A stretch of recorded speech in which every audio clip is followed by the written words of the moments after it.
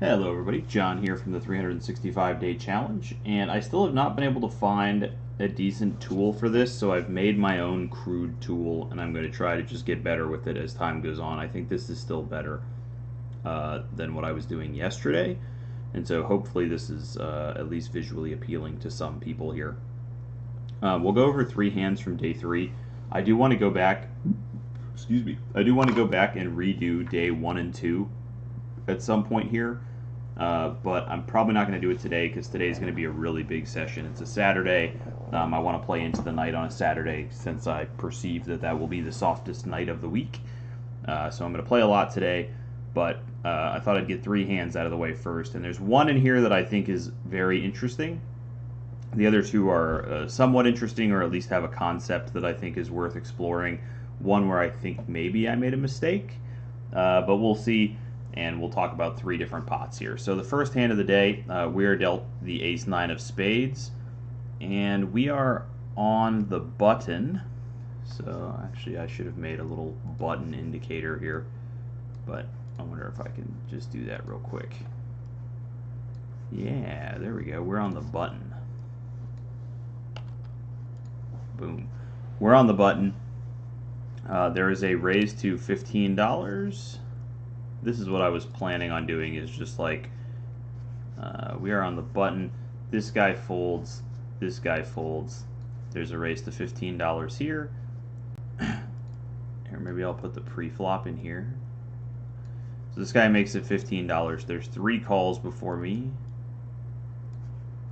My positions are probably off on some of these hands, by the way. I didn't have specific position notes for a couple of these hands, so I'm trying to get better and better, but assume that we are in position against these players.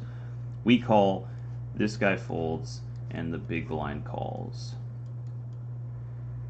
So going to the flop, there's $91 in the pot, and the flop is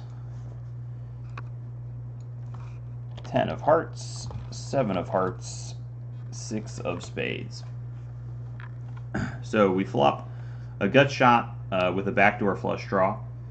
Not a super strong hand, but we are many ways in the pot here. If an 8 peels off, we're probably not going to make a ton of money, but we can at least take down the pot. Maybe we get called by one person somewhere.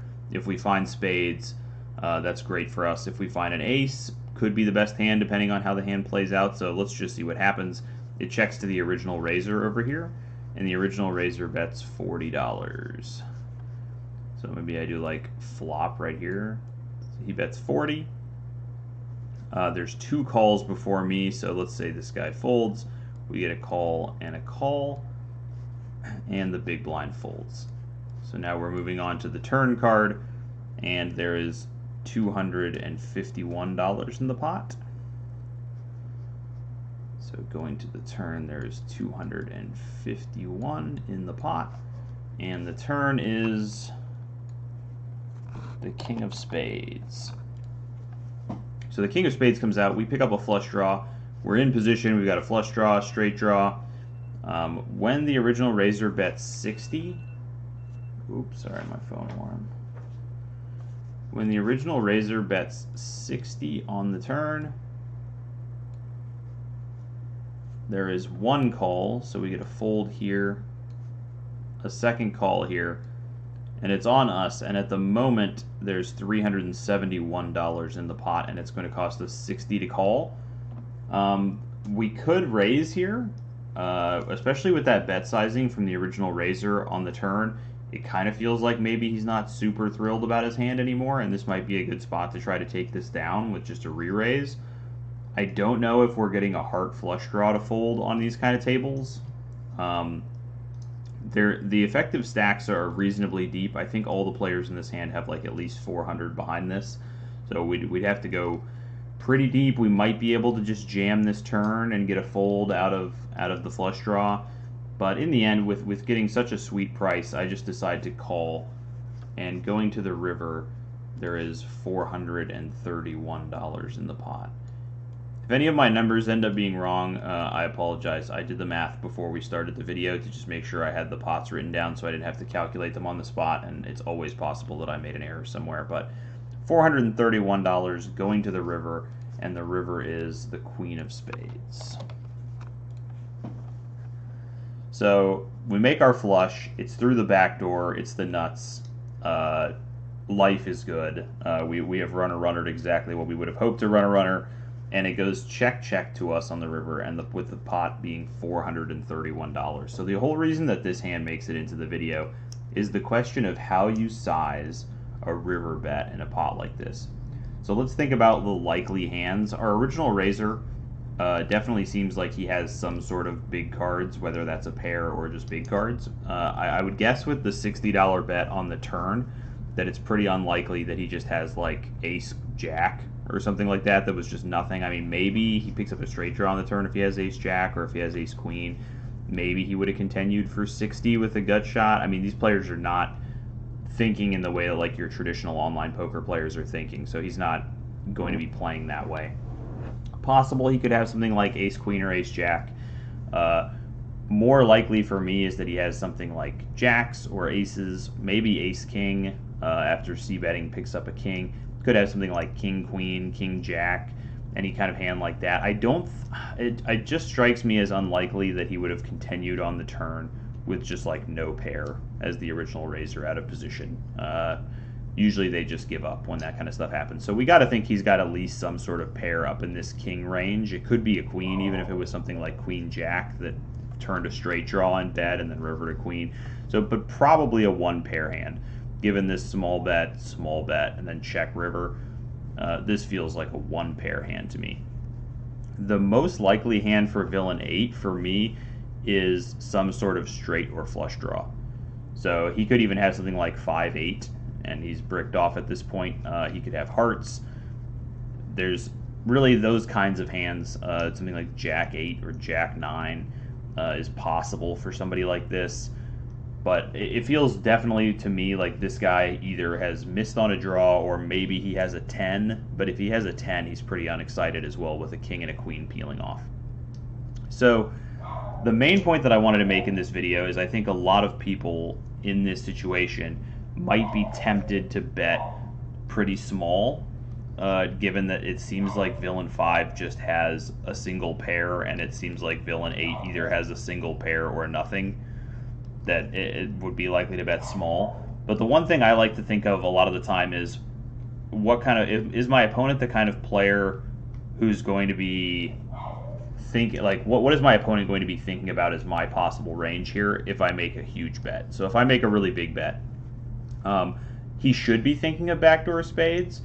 But if people have played a lot of live poker, a lot of times in these kinds of situations where the flush draw bricks off, a lot of people are just thinking to themselves, my opponent either has a missed flush draw or a set, is like the kind of thought process that people go through. And I think that there's an argument to just bet like $80 or $90 on this river and just try to get some really thin value out of something like pocket jacks, who just gets stubborn over there and just wants to call, or a hand like ace queen that had a gut shot and picked up a queen on the river. Try to get a stubborn call out of them. In this case, I decided to try to pretend like I had missed my flush draw. I think often villain 5 in these spots is not thinking so much. And keep in mind, I'll tell you if we're playing against a good player here, and like somebody who's really going to be thinking about this kind of stuff, because those guys are at the table. There's 3 or 4 guys at the table that are tight, aggressive, GTO style regulars who are going to be thinking about those kinds of things. Both villains in this hand are not. Villain 5 is kind of an old cowboy, an old retired cowboy guy, and villain 8 is kind of a young, I don't know where this guy comes from, but he's a gambler for sure. He's not a poker player, he's a gambler. So when we get on this river, we got the stubborn old cowboy here and the gambler, and I think the gambler probably doesn't have anything, and so I decide to try to target the cowboy and try to make a bet that's going to make it look like maybe I missed a draw, and see if I can convince him to call it off with one pair. So I go ahead and bet $325. I'm not sure I love my sizing in retrospect. I think maybe I could have gone bigger or smaller. I think 325 maybe feels a little bit like a waste. Like if I'm going to bet 325, would he fold to 400? I don't know. Probably not. If he's going to call 325, will he call 400? Or will he call 375? Probably.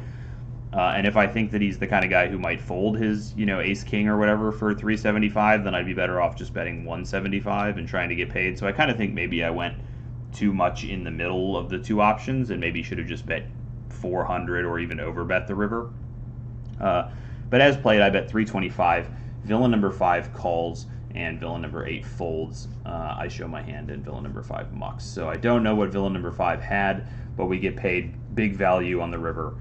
And this is an example also, I want to say, of when you play live and you play these games where the stacks get like absurdly deep.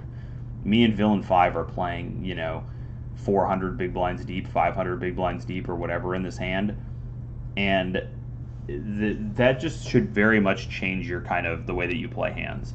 On a table where I was playing 100 big blinds deep, like online or something in a tournament or anything where I had 100 big blinds deep, when this flop comes, I would just fold ace-9 of spades on the button like a huge percentage of the time to the c-bet.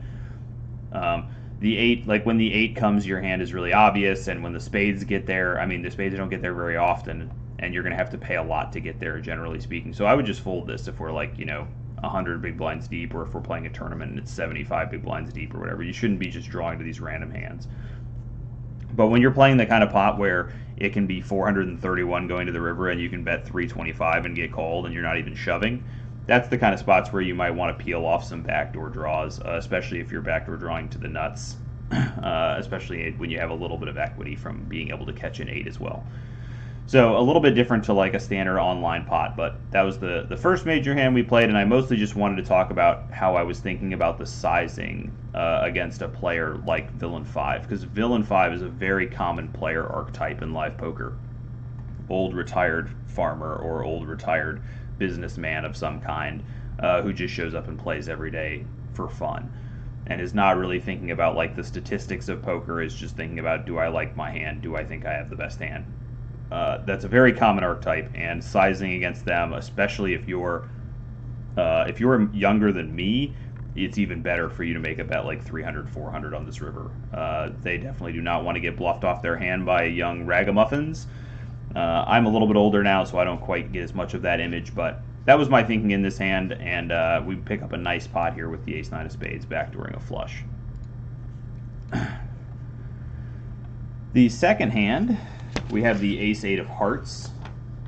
Oh, I gotta make sure I have my right thing here. Oh no. What did I do with my ace-8 of hearts paper? Sorry guys. There it is. Okay, so villain number 1 is going to fold. Villain under the gun +1 is going to raise to 25. There's 2 calls in between. So let's just take some people out. I am in the big blind in this hand.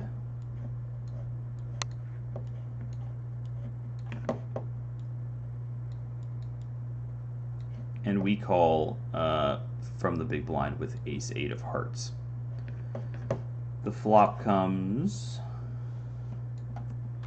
8 of clubs, 7 of diamonds, 3 of hearts. This is not super different to the last hand that we played, in the sense that we flop a hand that's like has a little bit of strength, but is not going to be beating anyone that's like going to the river for value. Like you're not. It's rare that I'm going to be getting to the river in this pot where someone bet all 3 streets and the 8 is just good. And we have a little bit of backdoor equity with this 3 of hearts being able to run into a backdoor flush, but our hand's like kind of mediocre. I'm not looking to play a huge pot here. Losing all your money with ace-8 on an 8-high board is what you want the fish to be doing against you when you have pocket 7s. So you're not looking to put $1 bazillion in here, generally speaking. The original raiser in this hand is another of our old retirees. I don't remember who the other 2 players in the hand were, but I remember who the main villain was, and he's another one of your old retiree types. It checks to the original raiser, who bets $50 on the turn. Whew. Man, my writing's pretty bad here, but he bets $50 on the turn. There's 2 calls, and then it's on us in the big blind, and we come along for $50. So I think there's an argument to be made for folding with the ace-8 here, which might seem a little crazy to some people, but I think there's an argument to just folding here. We're out of position. We don't know what either one of these two guys has. The original raiser, there's still a reasonable chance he just has an overpair. These retiree guys, I mean, their ranges are not super wide a lot of the time. It's like 2 paint and big pairs, or 2 paint and pairs every time. So this is a board where he could have a set as well. If he has an overpair, he's looking pretty good. And if he has something like Queen Jack or whatever, then not only are we giving him a chance to get there on the turn when we just call, but he's also just going to improve a decent percentage of the time as the hand plays out. And he's probably going to just give up and fold if he doesn't. So it's not like there's a bunch of value, implied odds for money that we can make on future streets. But I end up calling the $50. I'm not 100% sure that this is even the correct play. Looking back, man, I almost feel like maybe it would just be all right to fold here. The only situation where I always think to myself when I'm playing these live pots is if we're playing super, like, pretty deep against bad players, what is the scenario that can play out here where I can win a huge pot and, like, have the best hand? And that's something I'm thinking about a lot of the time in these, because I want to be putting myself in positions to win big pots. And the only scenario I can really think of where we win a big pot here is like if another 8 comes and someone else here has an 8, or if another 8 comes and the original raiser has like aces, kings, queens, he might pay off another 8. But even if an ace comes, if the original raiser has, like, I guess he could have maybe ace king or ace queen and an ace comes, and then we get paid with the 2 pair. But the situations where we can win pretty big pots with the best hand here are pretty low, which makes me less excited about it, even though, top pair ace kicker is a pretty good hand. So with the bet of 50, the 2 calls, and us calling, that means there's $301 in the pot going to the turn. And the turn is a 4 of hearts. So now we pick up some additional equity. We pick up a flush draw to go with our 8. We check it back to the original raiser, and the original raiser bets $125. So a pretty sizable bet, and when he makes it 125 on this turn, I think you can pretty much limit his hands to like sets and overpairs. Some chance he has something like Queen Jack of Hearts, where he's like picked up a flush draw on the turn, he's just going to go with it. Some chance he has something like 9-10 suited, where he was getting a little out of line pre-flop for his normal play style, but he's got a straight draw here and he's going to barrel it. But really, when he makes it 125 here, I think overpair.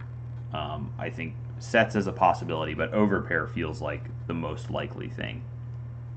Villain number 5 folds. Villain number 8 folds. And it's up to us. We have a decision to make here. I don't know if you can really call. I have written down that I have $385 total dollars in my stack facing this bet. So my stack is $385. He's bet 125. I can raise 260 if I want, but if I call, I'm only going to have 260 behind, and the pot's going to be like 550, 560 going to the river, 551 going to the river. So I'm going to have like half of a pot size bet left on the river, and if it's not a heart, like what am I supposed to do if I check and he jams? I guess we're just supposed to fold our last $260. In the end, I decided that I was going to try to blow him off of a bigger hand, or, just in case. There's always some off chance percent that he's just over here bluffing with ace queen or something like that. You should never just discount that as something that can't be happening. It's just something that's very unlikely given the kind of player. And this is where I'm not really sure what I think the best play is here. Maybe we can just call, because if the river is an ace, 8, or heart, we can bet our last 260, and we're giving him like a very good price to call the last 260 on the river. And if it's not an ace, 8, or a heart, then we can just check fold. We are letting him get away with bluffs, but once again, this is like an old retiree that's probably not really ever bluffing us, especially on this river. I think if we call this turn and he was bluffing this river, or bluffing this turn, I don't know what the chances are that he's going to try a third barrel here, but it's kind of a tough spot, and we set ourselves up to be in kind of a tough spot when we call the flop bet here, which is why I kind of say that, generally speaking, a hand like top pair ace kicker on an 8-high board is not something that I'm looking to play live, because it just puts you in these ugly situations where there's not really a great option. You don't really want to fold an 8 and a flush draw for sure. If you call an 8 and a flush draw, you don't have that much money you can make on the river when you get there, and you're going to have to fold the river a lot. And if you jam, it feels like you're getting called a lot by big hands. In the end, I shove all in for 385, so I raise 260 more. He beats me into the pot with aces, and we brick the river. I didn't even write what the river card was, but it was some sort of brick that does not improve our hand. This hand, I feel like there was better ways to do things here. I just generally don't like playing from out of position, which is something you're going to find from me. The more that I've played poker over the years, the more that I've found that just being in position is just so unbelievably important. You can save so much money in a hand like this. An old guy like this, if they're out of position, they'll just get scared on this turn a lot of times, even with aces, and they'll just check it to you. And then you have so many more options. In any case, I end up shoving this turn. He beats me in with aces, and we lose a pretty decent-sized pot here with our ace-8 of hearts. The last hand of the day, and this is one that I think is very interesting because this is a hand that never plays out online. At least maybe if you're in like the highest stakes games in the world or whatever, but this is one of these hands where I think I get to show off what my skill set is that's going to make this a profitable endeavor for us, or like something that's going to really help this be a profitable endeavor. So I'll talk a little bit about a concept that I was talking to a few people online about last night, which is where I think we're going to get one of our biggest edges in this challenge. Having been playing here for even just a couple days, I scouted these locations first. So I've played about 5 days of poker at this place, 5 or 6 days of poker at this place. And what I see here is what I see at most poker rooms, which is there's a group of fish that are just terrible that are here to gamble. There's a group of old retiree guys who kind of know their way around poker, but they don't make, statistically strong poker decisions. And then there's a third group of players, which is people they tend to be on the younger side, but there's some of them that are a little older that are very strong theory-wise poker players. And I talked about this in my TikTok a day or two ago, but one thing that I'm really noticing is that a lot of these very good players who play here almost every day, and they're very strong in the theory sense, they just don't pay attention. They're not keeping track of what's going on at the table. They're not keeping track of the tendencies of the fish. And so even though they're playing a by the numbers strong brand of poker, just tight aggressive, a lot of aggression, mixing in a bluff here and there, they're playing strong poker, but they're just not paying attention to how these fish play and what the dynamic is between them and the fish and what kind of hands they've played against the fish. As soon as they fold a hand, they just pick up their phone and they're just not paying attention at all. That's not me at all and has never been me. I really... If I'm sitting at a table and villains, let's say like 2, 4, 6, and 8 are all like professional poker players that are good players and they know what they're doing, I'm going to try to play less pots with those guys actively. Even if I thought I was better than them, I would still try to play less pots with them actively because 1, 3, 5, and 7 are free money. They're either the old retiree guys or they're the gamblers. And my number one thing when I sit down at one of these tables is to try to figure out how 1, 3, 5, and 7 play. Generally speaking, I'm always going to know how 2, 4, 6, and 8 play. They're going to play straightforward GTO aggressive poker. And you can put them on solid ranges when you know that about them. And they're going to mix it up sometimes because they're tricky and they're good players and they might be able to get you and you might be able to get them. But really what's important is knowing how 1, 3, 5, and 7 play. 1, 3, 5, and 7 are going to have really obvious tendencies, really obvious betting patterns, and taking advantage of them and keeping track of hands that you've played against them and how they view you and things like that is, for me, one of the most important things you can do in a live game. I will play almost any 2 cards if I am in position and one of the biggest fish at the table is the raiser in the pot. So like if I'm on the button and it starts out with villain 3 raising to $25 or something, I will play 80% of my hands, assuming there's no action in between.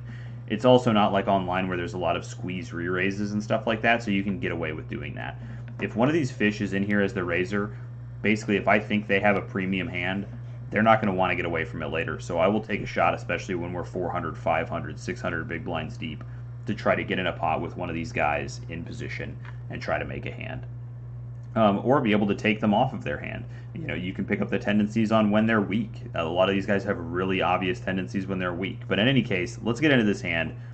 It's very important. I'll talk about why I brought that all up later in this hand because it's pretty important.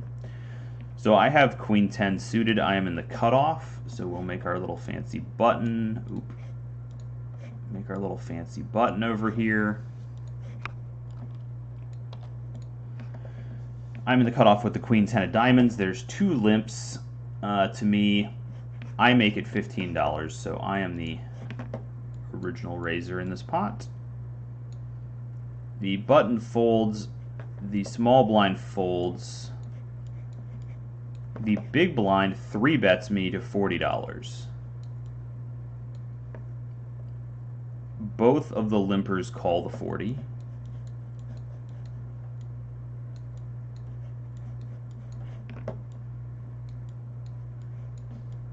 Oh, he's still in there. And I call the 40. No, actually, there's only one call. I miswrote this for sure, because there's only one other player in this pot. Okay, so this guy does not call the 40, and even the numbers that I have written down just indicate one call. Okay, so I call the 40. Going to the flop, there's $141 in the pot. We are on the button. This person was the 3-better. The flop comes 10 of clubs, 7 of hearts, 5 of hearts. So we flop top pair, but I want you to keep in mind, we're in a 3-bet pot against a fish, and both of the players in this hand are fish. There's none of the pros. And I'm going to tell you a little bit about these 2 players because it plays out pretty importantly. Villain 6 is what I call a draw guy. And you're going to see these guys, if he has any pair or any draw, he will go to the river, but then he'll fold the river if he doesn't make his hand. And that includes pairs too. So if he just has like a 7 right here, he will call the flop, he will call the turn, and he will fold the river if he doesn't make 2 pair or more. He does it basically every time that he's in a pot. If he flops any draw, any pair, he continues to the river to see if he improves his hand, and if he doesn't improve his hand, he just folds the river. So it's very, like, you're going to see a guy like this in some rooms. This guy's clearly very wealthy. I don't know what from, because it's not poker, but that's who this guy is, and he's one of the #1 ways you can make money at the table is through this guy. This is actually a lady, and she's not as bad as somebody like Villain 6, but she's playing kind of a tight, aggressive, like fish brand of poker where she often pays off too much when she has second best hands, and she doesn't get enough value when she has good hands. But she does generally play, pretty good starting hands. And when somebody like that is re-raising me to $40, it's an overpair ace king, ace queen. It might not even be ace queen. That might not even be in the range. So even though we flop top pair here with our queen 10 of diamonds, it's not a real exciting board for us. We should expect to be behind, and we're kind of hoping, at least for me, I'm kind of hoping that she bets way too small and lets me come in for free, and hopefully I can catch a queen or a 10 or something like that.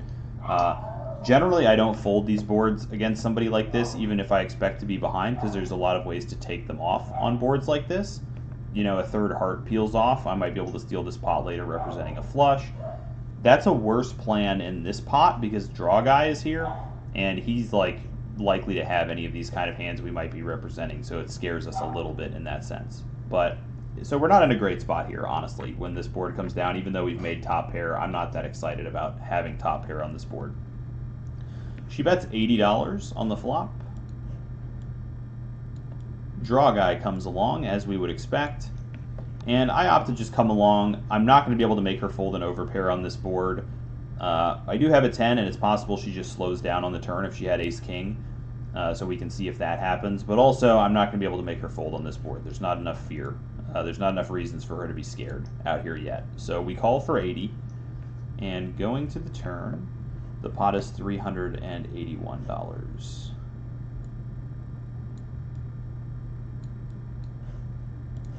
And the turn comes out, and it is a 5 of diamonds. So this is an interesting card for this board. If pair guy, a draw guy, if he was on a 5, he gets there. The rest of his draws would have missed on this turn. So this is actually, it's a pretty great turn card for us when it comes to playing against Villain 6. He's basically never improving here, just when he has a 5, which is pretty rare. Against Villain 3, it's a pretty good card for us. A 5 is something that we can represent, but I am going to tell you something important that it was very much in my mind in this hand, which is that I played a hand against Villain 3 on the second day of this challenge, where Villain 3 had an overpair, and I had a straight, and I was playing 5-6 suited in that hand, and I had a straight. I made a huge bet on the river. She paid it off, and we had a conversation about me playing suited connectors. That all happened, and it just happened very casually the day before. So now we're in a pot where the board has paired on the turn here, and it's $381 in the pot. She bets $120, which is a reasonably small bet given the size of the pot, but feels like a big bet to these players. They often, I think most players live are like not keeping track of how much money is in the pot for the most part. They're just kind of elevating their bet if they want to elevate their bet, but they don't really look at what percentage of the pot they're betting. She bets 120. Villain 6 bets 120. We have an option here. Do we want to try to steal this pot away from Villain 3? The main reason that we're not going to try to steal this pot away from Villain 3 right here is that Villain 6 will not fold. If he has, if he's got anything going on. I mean, I've seen this guy, he would probably put in 1,000 here with a flush draw if we made it 1,000. He does not fold in these spots. So I decided to just peel it off. We probably don't have the best hand, but we're getting, what, 5 and a bit to 1. We can still maybe hit a 10 on the river. I'm not sure that I like a queen. The only hand it really helps us against is jacks. We can hit a 10 on the river, and there's a lot of cards on this river where I'm going to feel good about bluffing. So we'll see what comes on the river. And in the river, it's a 2 of spades. The 2 of spades completely bricks all the draws that Villain 6 could have. I literally am considering Villain 6 dead money in this hand. If he had a 5, I think we would have heard about it on the turn. He just plays very straightforwardly, and we would have heard about it, I think. And all the other draws have missed. So I'm no longer worried about Villain 6 at all. Villain 3 checks the river, and then Villain 6 checks the river. So now, on the river, there is... So, let me just write it with my paintbrush. There's $741 in the pot. The 2 comes on the river. And there's one more thing I wanted to talk about, and I accidentally skipped over where I'm supposed to talk about it. But on the turn, when the action got to me, she had bet 120, he had called. I did, very much on purpose, was kind of deliberate in deciding whether I was going to call, and I cut out a raise. So I didn't say anything about it, but like when I was looking through my chips, and I didn't make it a big focus of what I was doing either, but while I was shuffling chips on the right side, I cut out a raising stack and then went ahead and called. And I think that's relevant to this river as well. So now it checks over to me, and there's $741 in the pot. I have $850 remaining in my pot, in my stack, and Villain 3 and Villain 6 both have me covered. This is the greatest example, and the reason that this hand is in here, and the first hand that we played is in here, is because I talked in other hands about, oh, if I make a big bet here, in the hand where I had the flush on the river that I backdoored, I talked about, oh, they're going to think you have a missed flush draw.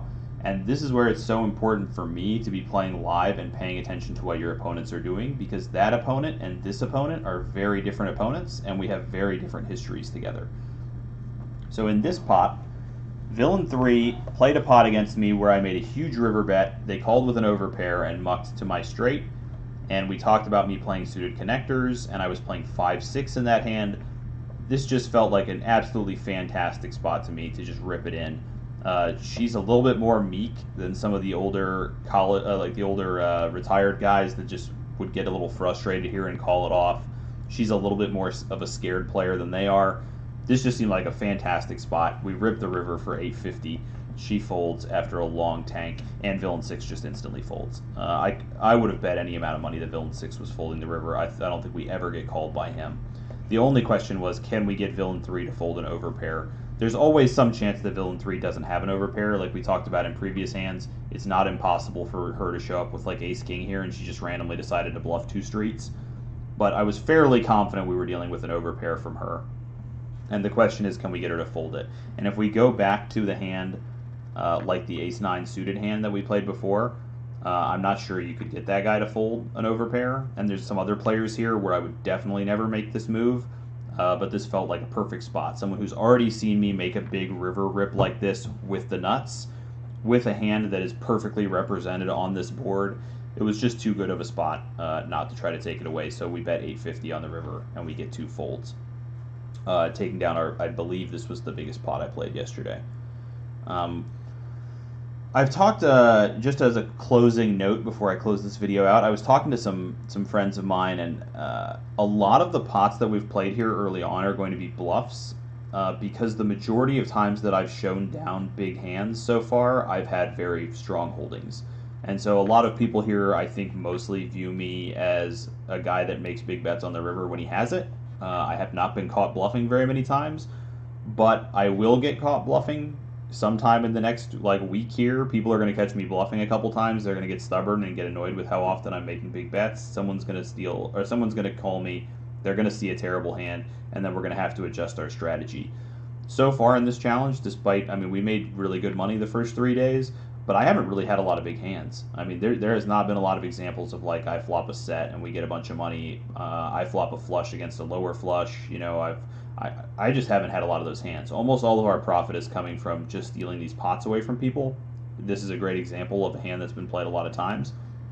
And this is a high variance situation. So I just want people to understand that I've been bluffing a lot in the first 3 days.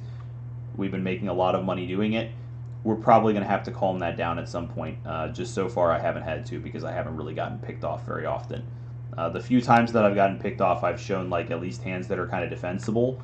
But I've played similar hands to this one where I had 4-6 and just bricked on the river and made a big bet and got folds.